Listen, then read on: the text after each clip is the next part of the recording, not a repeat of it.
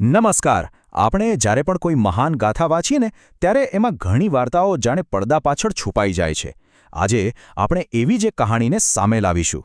એક એવા બલિદાનની વાત જે દેખાતું નથી અને એક એવી પ્રતીક્ષાની વાત જે શબ્દોમાં વર્ણવી ન શકાય. તો વાત કરીએ રામાયણની. મહર્ષિ વાલ્મીકીનું આદિકાવ્ય. પણ શું એ માત્ર એક પુસ્તક છે? ના, જરાય નહીં. એ તો આપણી ભારતીય સંસ્કૃતિનો આત્મા છે. એનો જીવંત ધબકાર છે. એ આપણને શીખવે છે કે ધર્મ શું છે, કર્તવ્ય શું છે અને એક આદર્શ જીવન એ ખરેખર કેવું હોવું જોઈએ. અને આ મહાકાવ્ય કેટલું વિશાળ છે ખબર છે?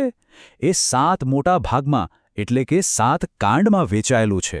ભગવાન રામના જન્મથી શરૂ કરીને છેક એમના રાજ્યાભિષેક સુધી. આ આખી સફર આપણને જીવનના દરેક પાસા વિશે કંઈક ઊંડું શીખવી જાય છે. પણ એક મિનિટ, આપણે હંમેશા રામ, સીતા અને હનુમાનજીના મહાન કાર્યોની વાત કરીએ છીએ.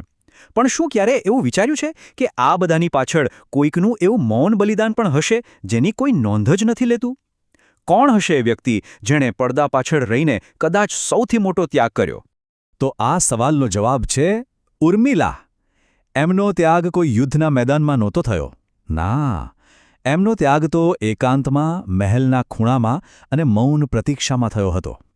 તો ચાલો આજે આ અનોખા બલિદાનની ગાથાને નજીકથી સમજીએ.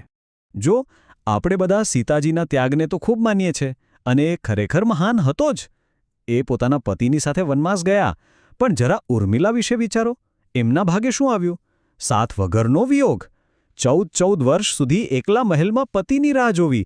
સાચું કહું તો કદાચ સાથે જંગલમાં દુઃખ સહન કરવા કરતાં પણ આ વધારે અઘરું હશે. ઉર્મિલા બધું સમજતા હતા. એ જાણતા હતા કે લક્ષ્મણ માટે એમનો પરમ ધર્મ શું છે. મોટા ભાઈ રામ અને ભાભી સીતાની સેવા. એમને ખબર હતી કે જો પોતે સાથે જશે તો લક્ષ્મણનું ધ્યાન સેવામાંથી હટીને એમની સુરક્ષા પર આવી જશે. અને બસ એટલે જ લક્ષ્મણે જ્યારે એમને અયોધ્યામાં રોકાવાનું કહ્યું ત્યારે એક પણ સવાલ કર્યા વગર, એક પણ દલીલ વગર એમને એ વાત માની લીધી. આનાથી મોટો મૌન સપોર્ટ અને અતૂટ પ્રેમ બીજો કયો હોઈ શકે? પણ વાત અહીંયા પૂરી નથી થતી. ઉર્મિલાનો ત્યાગ ખાલી વિરહ સહન કરવા પૂરતો જ નહોતો. આ કહાણીમાં એક દૈવી, એક આધ્યાત્મિક પાસું પણ જોડાયેલું છે. અને એ પાસું એ એમના સંબંધને હજી વધારે ઊંડો અને અનોખો બનાવે છે. લક્ષ્મણે તો એક એવી પ્રતિજ્ઞા લીધી હતી જેની આપણે કલ્પના પણ ન કરી શકીએ. એમણે નક્કી કર્યું કે વનવાસના પૂરા 14 વર્ષ એ એક ક્ષણ માટે પણ આંખ નહીં મીચે, ક્યારેય નહીં સૂવે. કેમ?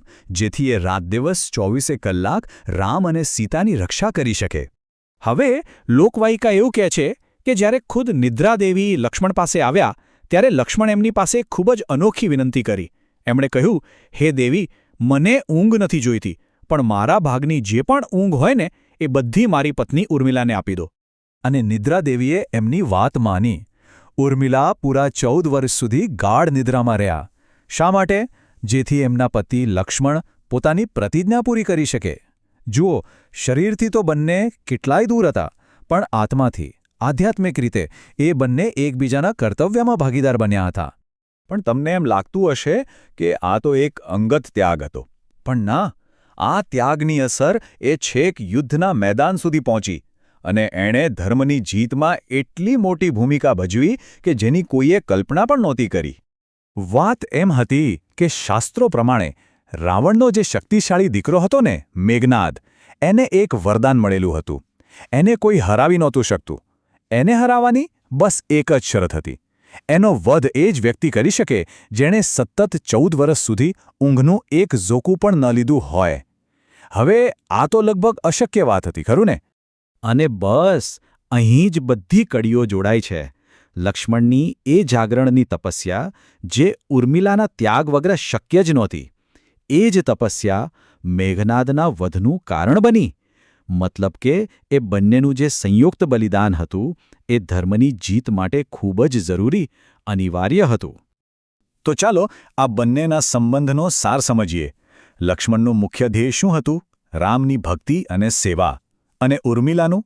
લક્ષ્મણ પ્રત્યે સંપૂર્ણ સમર્પણ અને પ્રતીક્ષા. લક્ષ્મણે ભૌતિક સુખ અને પોતાની ઊંઘનો ત્યાગ કર્યો, તો સામે ઉર્મિલાએ પતિના સાથનો અને પોતાની ચેતનાનો ત્યાગ કર્યો. બંને એકબીજા માટે શક્તિનો સ્ત્રોત બન્યા. રામનું સાનિધ્ય લક્ષ્મણની શક્તિ હતી તો લક્ષ્મણ ખુદ ઉર્મિલાની શક્તિ હતા. એટલે જ એમ કહેવાય છે કે જો લક્ષ્મણ રામાયણના સેવાસ્તંભ છે એટલે કે એ પિલર છે જેના પર બધું ટકેલું છે, તો ઉર્મિલા એ સ્તંભનો પાયો છે. એ પાયો જે ક્યારે દેખાતો નથી પણ આખા મહેલનો ભાર એ જ ઉપાડી લે છે. સાચું તો એ છે કે ઉર્મિલાના સાથ વગર, એમના ત્યાગ વગર લક્ષ્મણનું લક્ષ્મણત્વ કદાચ અધૂરું જ રહી જાત. આ ગાથા આપણને એ જ તો શીખવે છે કે સૌથી મોટો ત્યાગ એ નથી જે દેખાય છે, પણ એ છે જે મૌન રહીને કરવામાં આવે છે. ખરું ને?